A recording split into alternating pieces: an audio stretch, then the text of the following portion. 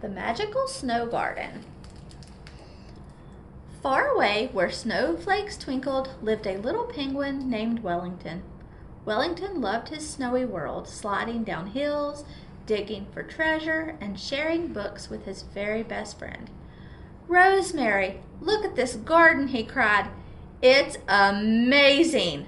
Let's grow one just like it."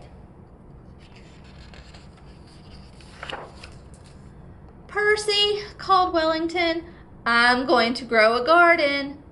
"Oh, Wellington," chuckled Percy, "that's impossible." "We don't grow things, we fish," Mabel smiled. "I wanted to fly once," Ivan explained, "but penguins can't fly, and flowers can't grow in the snow. It's just too cold." "But Ivan," said Wellington, "how will we know unless we try?" Wellington's books all said the same thing. To grow flowers, he needed seeds. But there weren't any seeds in their snowy white world. Not one. "There must be a way," Rosemary chirped as they shared a cookie. Wellington looked at the shiny blue wrapper. With a fold here and there, it was just like... "A tulip!" cried Wellington. "I can make a garden instead." So Wellington filled his biggest net with things to make his garden.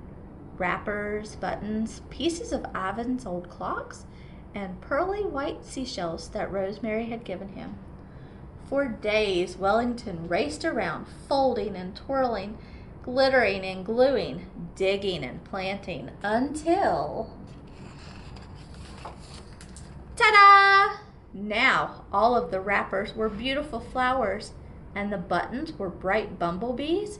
Clockwork trees dotted the hills, sprinkled with soft white snow. "Look!" Percy pointed. "Wow!" Mabel gasped. "He's done it!" Ivan smiled. "Wellington's made a magical snow garden," they cried. But the garden had no wall to keep out the wind, and that very night a storm blew in. It whipped and whirled and roared, whoosh, and Wellington's garden was blown away.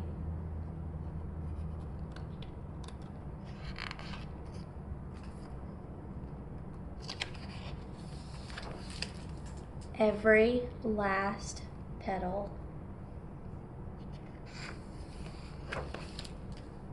"It's okay," said Mabel. "You tried your best." They brought him warm milk and cookies, but Wellington shook his head. "No thanks," he sighed. Just then he heard a flutter of wings, and Rosemary dropped something in his lap. Slowly, Wellington smoothed out the shiny blue wrapper. Then he folded it just so. "The first tulip for my next garden," Wellington decided. This time, Wellington's friends helped to make his wonderful new garden. Percy built a wall to keep out the wind.